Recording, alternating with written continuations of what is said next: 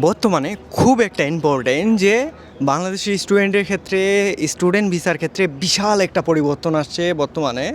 তো অনেকে এই নিয়মটা সম্পর্কে অবগত নন, অনেক এজেন্সি আছে যারা জানেন না, কারণ রাতারাতি চেঞ্জ করে দেওয়াতে এই বিষয়টা খুবই একটা জটিল এবং ক্রিটিক্যাল প্রসেস করে দেওয়াতে অনেকে ভোগান্তির শিকার হচ্ছেন। তো খুব সহজে আমি এর সলিউশন বলে দিচ্ছি এবং কী নিয়ম আসছে সেটা সম্পর্কে ক্লিয়ার করে দিচ্ছি। দেখুন, অন্যান্য ভিসার ক্ষেত্রে আমার এখানে নাই, যেহেতু স্টুডেন্ট কেন্দ্রিক, সো স্টুডেন্ট ক্ষেত্রে মেইন ফান্ডাতে আসি।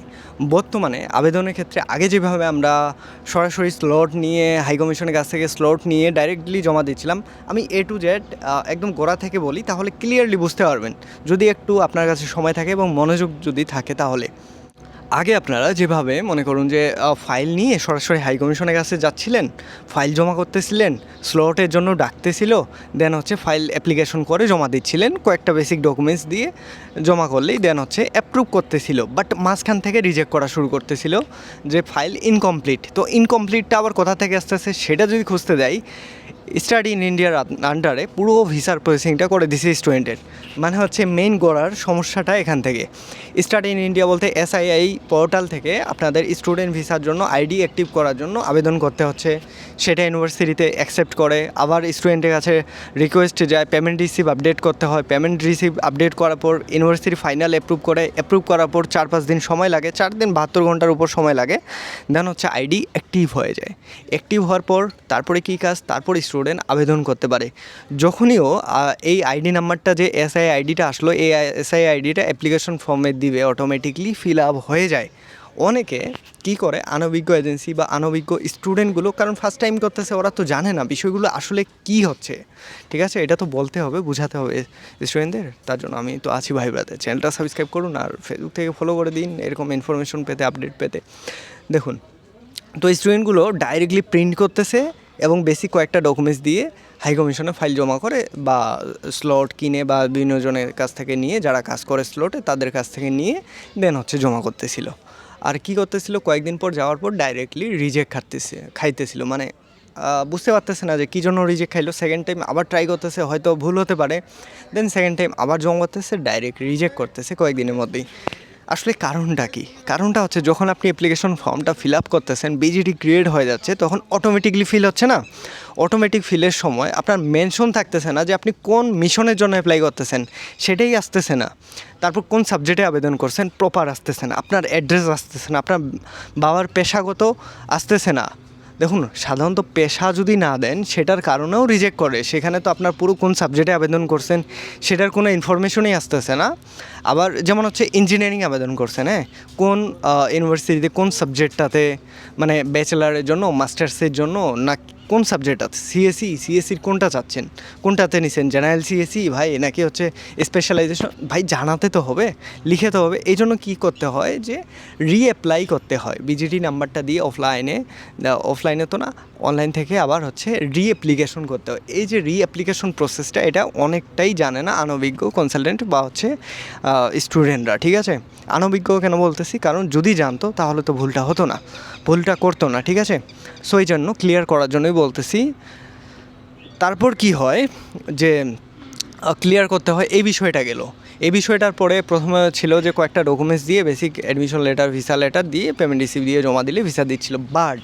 বাট এখন আপনাদের 22টা ডকুমেন্টসে রিকমেন্ড দিছে, যেগুলোর আমি একটু পড়ে শোনাই, তাহলে ক্লিয়ার হয়ে যাবেন। না হলে তো খুঁজে বেড়াবেন যে ভাই এই 22টা ডকুমেন্টস আদৌ কী কী। তা খুব সহজে আপনাদের জন্য একটু বড় হতে পারে, বাট শুনে খুব অভিজ্ঞতা অর্জন করবেন। বা যেমন হচ্ছে ফার্স্ট স্টেপে আপনাদের যেটা লাগতেছিল, যেমন পাসপোর্ট কপি, এটা তো লাগে, মূল পাসপোর্টটা লাগতেছে। পুরনো পাসপোর্টে যদি ডাটা থাকে, যদি আপনার গ্যাপ থাকে, গ্যাপের অবশ্যই রিজন দেখাতে হবে, কেন গ্যাপ গেছে। কারণ গ্যাপের রিজন না দেখাতে পারলে ডাইরেক্টলি রিজেক্ট করতেছে, কোনো দেখাদেখি ছাড়াই সরাসরি রিজেক্ট, একদম ডাইরেক্ট, ঠিক আছে? সো ভ্যালিড রিজন দেখাতে হবে, সেটার এপিডোভিটও লাগবে। হয়ে গেল ডকুমেন্টস। তারপর পাসপোর্টের ফটোকপিটা লাগতেছে, অনলাইনে ভিসার আবেদনপত্র, মানে অ্যাপ্লিকেশন ফর্মটা আর কি, বিজেটি যেটা সবার শেষে ক্রিয়েট হয়। তারপর আবেদনের জন্য আপনার এনআইডি লাগতেছে, এনআইডি না থাকলে বার্থ সার্টিফিকেট যদি 18 বছরের নিচে হয়, ঠিক আছে? তারপর যেমন আবার অনেকের বাড়ি মনে করুন যে সেই আপনার পটুয়াখালী, আবেদন করতেছে ঢাকার, কিন্তু অ্যাড্রেস দিচ্ছে সেই পটুয়াখালীর, এরকম দিলে ভাই ডাইরেক্টলি রিজেক্ট করে দিয়ে দেয়। অনেক ক্ষেত্রে। সেক্ষেত্রে ঢাকার একটা কারেন্টের বিল বা ইলেকট্রিসিটি বিল প্রয়োজন হয়, সেটা দিতে হবে ম্যানেজ করে, সেটা আপনার দায়িত্ব। যেমন আমাদের করলে সেটা আমরা ম্যানেজ করে দিয়ে দিই, সেটা আমাদের ভিসা টিমের কাজ, ওকে। আর না হলে নিজেকে ম্যানেজ করতে হয়, রিলেটিভ থাকলে বা যে কারো, বা ভ্যালিড একটা লাগবে আর কি আপনার পরিচিত, ঠিক আছে, যেখানে আপনি পরিচয় দিতে পারবেন। হয়ে গেল, ইউনিটি বিলটা গেল। এরপরে আগে অফার লেটার লাগতেছিল না, এখন অফার লেটারটাও প্রয়োজন হচ্ছে। এরপরে বোনাফাইড লেটার বা অ্যাডমিশন লেটার। কিন্তু সব থেকে যেটা চেঞ্জিং আসছে, এগুলো তো নর্মালটাই গেল, এখন আসলো মেইন ইয়াটা, যে এআইইউ ইকুইভ্যালেন্স সার্টিফিকেট, এটা ম্যান্ডেটারি করে দিছে। এটা আবার কোথায় পাবেন? এটা হচ্ছে আপনার এআইইউ ভারতের অ্যাসোসিয়েশন অফ ইন্ডিয়া ইউনিভার্সিটিস থেকে সমান সার্টিফিকেট কালেক্ট করতে হয়, যেটা অনলাইনে আবেদন করে পেমেন্ট করে টাকা দিয়ে তারপরেই নিতে হয়, ঠিক আছে। এটা ম্যান্ডেটারি করে দিছে বা করে দিচ্ছে, অপশনাল রাখলেও করে দিচ্ছে, ওকে। কোর্সের ফিস এবং ডিটেলস, কোন কোর্সে আবেদন করছেন পুরো ডিটেলস, মানে পুরো বায়োডাটাটাই লাগবে, ওকে। তারপর ক্লাস 10-12-এর মার্কশিট কপি, সব কিছু। দেন আপনার যে আপনি যে ভর্তি হয়েছেন, ভর্তিতে কী কী কোশ্চেন জিজ্ঞাসা করছে, ভাইবা যে নিছে, ভাইবার কী কী প্রশ্নপত্র, সব ডিটেলসটাও দিতে হচ্ছে, ওকে। তারপর গ্রাজুয়েশন, যদি মাস্টার্সের জন্য আসেন, গ্রাজুয়েশনের ইয়াগুলো, ডকুমেন্টসগুলো লাগবে। এখন আরেকটা নতুন নিয়ম, স্পন্সরশিপ ডিক্লারেশন। আপনার বাবা বা মায়ের যে খরচ চালাতে পারবে, সেটা একটা ডিক্লারেশন ফর্ম লাগবে। আবার স্পন্সর বা এনওসি পেপার লাগবে আপনার বাবার, ঠিক আছে, সেটারও লাগবে। বাবা মায়ের যার বানাবেন তার একটা এনওসি পেপার লাগবে। এই এনওসি পেপারটা ভাই একদম নতুন তো কে কোথায় পাবেন? এনওসির ফরম্যাটটাই পাবেন কোথায়, ঠিক আছে। তারপর হচ্ছে পে স্লিপ, মানে পেমেন্ট স্লিপ লাগবে, যেটা ইউনিভার্সিটি থেকে দিছে। এটা তো প্রথমেই স্টাডি ইন ইন্ডিয়ার মানে স্টেপ কমপ্লিট করতে গেলে ব্যাঙ্ক স্টেটমেন্টটা লাগবে, মাস্ট বি। ব্যাঙ্ক সলভেন্সি সব জায়গাতে লাগতেছে। ব্যাঙ্ক স্টেটমেন্টের ক্ষেত্রে বলি, স্টুডেন্টে মিনিমাম 1 লক্ষ টাকার উপর দেখানো ট্রাই করবেন, সর্বনিম্ন 1 লাখ টাকা। এর উপরে আপনি যা দেখাতে পারেন, bank solvency must be required, ঠিক আছে। এখন ম্যান্ডেটারি ওটা। ডলার উইন্ডোজ, যদি ব্যাঙ্ক না থাকে তবে হচ্ছে ডলার উইন্ডোজ করতে পারেন, ঠিক আছে। এরপরে আপনার যে স্পন্সর করবে, আপনার খরচটা যে চালাবে, স্পন্সর যে করতেছে, যেমন আপনার বাবা মা, তার ID card must be required, ঠিক আছে। হেলথ ইন্স্যুরেন্স পেপার লাগবে। হেলথ ইন্স্যুরেন্স এটা আগে লাগতো না, বাট এখন লাগতেছে, যে আপনি ইন্ডিয়াতে পড়তে আসতেছেন, সেটা হেলথ ইন্স্যুরেন্স পেপার লাগতেছে, ওকে। দেন আইভ্যাকের ফি প্রদানের রিসিপ্ট। আর সব থেকে ইম্পর্টেন্ট হচ্ছে ডিক্লারেশন ফর্ম বা হচ্ছে আন্ডারটেকিং ফর্ম লাগতেছে, নিজে দেওয়া, ওকে। সেটা একটা আলাদা ফর্মেট আছে, সেই ডিক্লারেশন ফর্ম বা আন্ডারটেকিং ফর্মটা লাগতেছে। অনেকে তো বুঝতেছেন না, আগে কয়েকটা ছিল, এখন প্রায় 22-25টার মতো ডকুমেন্টসের রিকমেন্ড দিয়ে দিছে।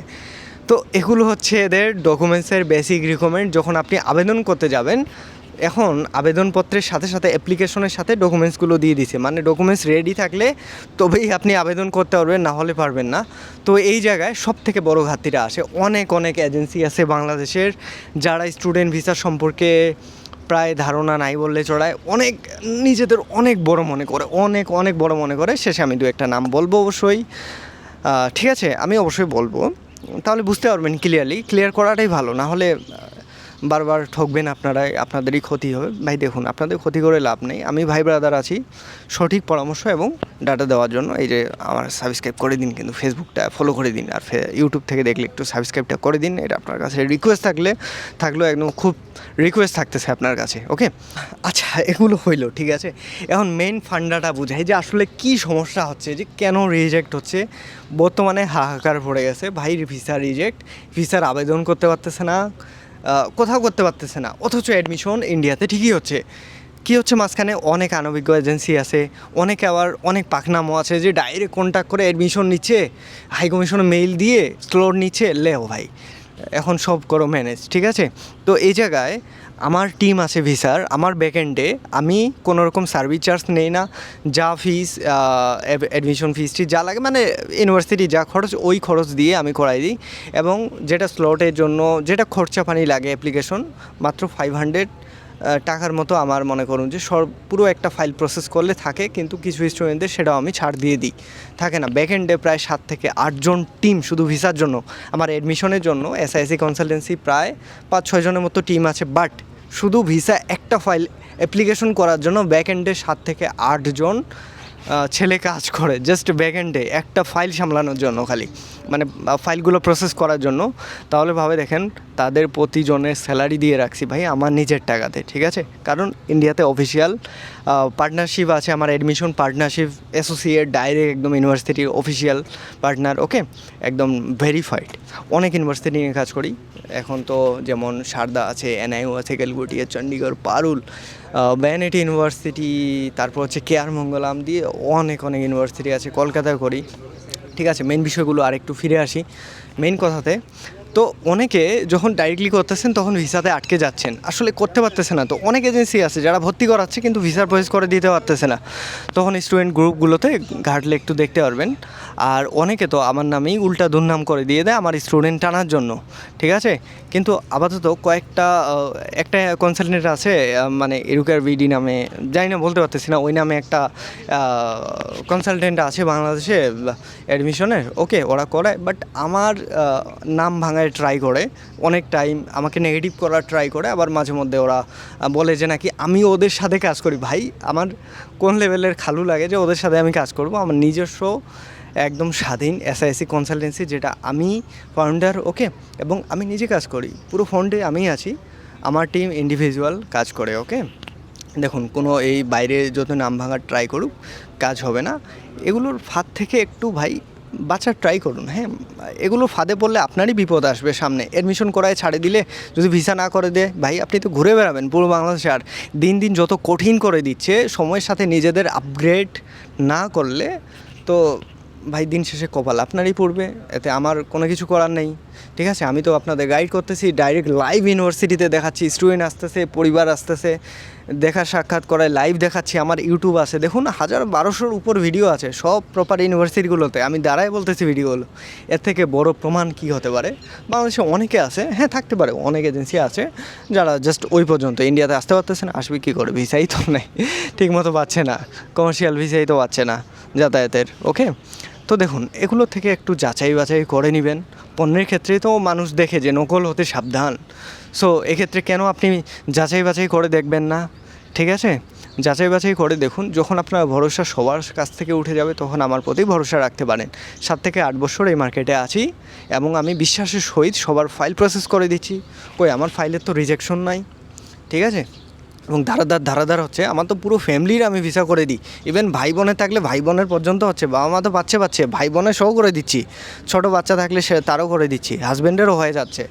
আমার কোনো ভাই ঝামেলা নেই, আমার ব্যাকএন্ডে পুরো স্ট্রং। আমি সাথে সাথে আপগ্রেড করতে থাকি, ডাটা দিতে থাকি, নতুন নিয়মের সাথে নিজেদের মানায় নেই, ঠিক আছে? সব প্রসেসিং করে দিই, দেন বিশ্বাস রাখতে পারেন, ওকে। আর হাই কমিশনের মেইন বিষয়টা কি, যখন আপনি সমস্ত ডাটা, সমস্ত ডকুমেন্টস, সমস্ত ফাইল অ্যাকুরেসির সাথে সব কিছু ঠিকঠাক রেখে যখন জমা দিবেন, দেন 1 সপ্তাহের মধ্যে ভিসা দিচ্ছে, কই রিজেক্ট তো হচ্ছে না, দেরি তো হচ্ছে না। হাই কমিশন চাচ্ছে ভাই ওদের নিয়ম অনুযায়ী সব কিছু ঠিকঠাক রেখে দেন হচ্ছে আবেদন করে ওদের কাছে ফাইল, ক্লিয়ার ফাইল যাক, তাহলে ওরা অ্যাপ্রুভ করে দিয়ে দিচ্ছে সাথেই, ওদের কোনো ঝামেলা নেই, ওদের কাছে ফাইল আসলে অ্যাপ্রুভ করার জন্য বসে আছে। বাট এই যে মাঝখান থেকে ওগোছালো আনকমপ্লিট যদি আপনি দেন, তাহলে তো রিজেক্ট তো হবেই ভাই। একটু পাকনামো করলে তো রিজেক্ট খাবেনি। যেখানে ফ্রিতেই পাচ্ছেন সম্পূর্ণ আমার পুরো সার্ভিস, তাহলে আপনি মানুষের কাছে কেন যাবেন? এটা হচ্ছে আপনাদের কাছে আমার প্রশ্ন, ঠিক আছে? আমার অফিস যদি বলেন যে ভাই আপনার ঢাকাতে কি অফিস আছে, ঢাকাতে আমার খুব শীঘ্রই অফিস ওপেন হচ্ছে, বা হয়তো এই ভিডিওটা আপলোড হতে হতে আমার ভিডিও অলরেডি অফিস নেওয়া হয়ে গেছে, ঠিক আছে? এবং সাতক্ষীরাতে আমাদের সাব ব্রাঞ্চ আছে তো, কনসালটেন্সি ফার্ম, অথবা এই যে আমি আপনাদের ভাই ব্রাদার সামনেই ভিডিওটা বানাচ্ছি এসআইসি কনসালটেন্সি পক্ষ থেকে, পাপ্পু চন্দ্র রয়, এই যে আমার হোয়াটসঅ্যাপ নাম্বার, সরাসরি আমার নাম্বারে কন্ট্যাক্ট করুন। ইন্ডিয়ার যে কোনো ইউনিভার্সিটিতে ভর্তির সমস্ত প্রসেসিং করবো, ভিসার দায়িত্ব আমার, টেনশন নেই আমার। হ্যাঁ, এখন অনেকে র্যান্ডমলি আসতে পারেন, আমি ঘুরাই দিই সেই সব স্টুডেন্টদের যারা কেবলমাত্র আমার মাধ্যমে অ্যাডমিশন নেয়, তাদেরই আমি সম্পূর্ণ প্রসেস করে দিই। ভাই দিনে 5-6 জনের উপর এখন অ্যাডমিশন নিচ্ছে, প্রায় 7-8 জনও হয়ে যাচ্ছে কোনো দিন। তো এতগুলো ফাইল সামলানো এতটা সহজ নয়। তো এখন যতটা কঠিন করে দিছি, একদিনে 1টা বা 2টো ফাইল কমপ্লিট করে স্লট নেওয়া সম্ভব হচ্ছে, এর বাইরে প্রেশার নেওয়া যাচ্ছে না। তো আমার স্টুডেন্টেরই আমি প্রেশার নিতে পারতেছি না, বাইরে যারা আমাকে বিশ্বাসই করে নিই, ঠিক আছে? এই এত অনলাইনে ভিডিও বানায়, ইউনিভার্সিটিতে ওপাশে থাকে, ইন্ডিয়াতে থাকে, এরে আর কি বিশ্বাস করব? চ্যাংড়া পলা এরে কি করে দিতে পারবে, ঠিক আছে? কিন্তু দিন শেষে ঘুরে টুরে আমার কাছেই আসতেছে, বা বিভিন্ন এজেন্সি কী করতেছে, ভিসা তো করে দিতে পারতেছে না। অনেক এজেন্সি এমন আছে, আমি নাম বলতেছি না, এটা অনভিজ্ঞ অনেক পেয়ে যাবেন, যারা অ্যাডমিশন তো করাচ্ছে কিন্তু ভিসা প্রসেস করাতে পারতেছে না। ব্যাক এন্ডে আমার ভিসা টিমের সাথে কন্ট্যাক্ট করার ট্রাই করে যেন ফাইলগুলো একটু বের হয়ে যায়, ঠিক আছে। বর্তমানে এখন তো আমার সোজা সাপটা নিয়ম, আমার স্টুডেন্ট না হলে আমি বাইরে ফাইল প্রসেস করি না, এটা হচ্ছে আমার রুলস নিয়মের মধ্যে, আমি আমার নিয়ম ভাঙি না। তো যারা আমার মাধ্যমে আমাকে বিশ্বাস করবেন, আমার মাধ্যমে প্রসেসিং করাবেন, তাদের সমস্ত দায়িত্ব আমার, এবং ইন্ডিয়াতে আসার পর এভরিথিং সমস্ত প্রসেসিং আমার দিয়ে পাবেন। এখানে কোথায় থাকবেন না থাকবেন এভরিথিং। তো দেখলেন, বুঝতে পারলেন তো আসলে ভুলটা আপনার কোথায় হচ্ছিল এবং লেগেসিটা কোথায় হচ্ছে, কেন রিজেক্ট খাচ্ছেন। সলিউশন একটাই, যে ফাইল আপনি প্রসেস করুন অভিজ্ঞ কনসালটেন্ট দিয়ে, অভিজ্ঞ ভিসা এজেন্সি দিয়ে, অভিজ্ঞজন দিয়ে ফাইল প্রসেস করান, কমপ্লিট ফাইল 100% অ্যাকুরেসির সাথে দেখে শুনে করে দিন। এখন তো মনে করুন যে আমেরিকার ভিসা পর্যন্ত নেওয়া সহজ, ইন্ডিয়ার ভিসা এতটা কঠিন করে দিয়েছে বর্তমানে, জাস্ট বলতে পারেন যে সোনার হরিণ করে দিয়েছে যারা আসবেন। হ্যাঁ, কারণ অনেক রাজনৈতিক অনেক চাপ, দেখতেছেনই তো কীরকম মহল। আর হিন্দুদের ভিসা সাধারণত একটু কম রিজেক্ট হচ্ছে, তার জন্য এই যে কন্ট্যাক্ট করুন পাপ্পুচন্দ্র রায়, আমি ভাই ব্রাদার আছি, সমস্ত প্রসেসিং করে দিব, টেনশন নেই ভাই, নিজ দায়িত্বে করে দিব। তো আমার আপনাদের কাছে অনুগ্রহ রিকোয়েস্ট এটাই থাকবে যে ভাই যাচাই বাছাই করে সমস্ত দেখে শুনে তারপরেই কন্ট্যাক্ট করুন। এই যে আমার হোয়াটসঅ্যাপ নাম্বার আপনাদের জন্য ওপেন আছে, সবসময় ওপেন, বাংলাদেশের যে কোনো কোণা থেকে, যে কোনো জায়গা থেকে, যে কোনো পয়েন্ট থেকে, যে কোনো গ্রাম থেকে, যে কোনো শহর থেকে কন্ট্যাক্ট করুন। এই যে আমার হোয়াটসঅ্যাপ নাম্বার, আমি সর্বদা আছি আপনাদের সহযোগিতা করার জন্য সব কিছুতে, এভরিথিং, ভিসার, অ্যাডমিশন, ভিসার পেমেন্ট সব কিছু আমি করে দিব, এবং বিশ্বস্ততার সাথে, নিষ্ঠার সাথে সমস্ত দায়িত্ব নিয়ে করে দিই আমি। ইভেন পুরো পরিবারেরই প্রসেসিং করে দেওয়াচ্ছি, তা এর থেকে বড় প্রুফ আর কী বা হতে পারে। দেখা হচ্ছে নতুন কোনো লাইভ ভিডিওতে। তো সাবস্ক্রাইব করতে ভুলবেন না, আর এরকমই ইনফরমেশন ভিডিও পেতে ফলো করে দিন ফেসবুকে, সাবস্ক্রাইব করে দিন ইউটিউবে। এবং দেখুন, আমার কথাতে যদি কোনো এজেন্সি বা মন খারাপ করে পার্সোনালি, তাহলে সেটা আমার সাইড থেকে দুঃখিত। ওকে, আমি কাউকে মিনস করে বলি নেই। ওকে, তো এরকম আছে, হয়তো আপনি অভিজ্ঞ, বাট আপনার বাইরেও অনেকে আছে যারা অনভিজ্ঞ, ঠিক আছে, বাট তাদের আপডেট করা উচিত নিজেদের সময়ের সাথে সাথে। ওকে, তো এটাই বার্তা, মনে কিছু নেবেন না অন্যান্য এজেন্সিগুলো, এটাই বার্তা থাকবে, নিজেদের আপগ্রেড করুন সময়ের সাথে, এবং সঠিক পরামর্শ দিন স্টুডেন্টদের, সঠিকভাবে গাইড করুন, সঠিকভাবে যেন আসতে পারে স্টুডেন্টরা। হয়রানি, মাঝখানে হয়রানি হলে সবারই খারাপ লাগে আসলে, যে এত টাকা দিয়ে ভর্তি করাচ্ছি, যদি এত হয়রানি হয় ভাই কী করবো। তো এই যে আমার হোয়াটসঅ্যাপ নাম্বার, কন্ট্যাক্ট করতে পারেন সরাসরি আমার সাথে, পাপ্পুচন্দ্র রায়, আমি আছি ভাই ব্রাদার, আপনাদের সমস্ত রকমের সদিয়ে দেওয়ার। টাটা।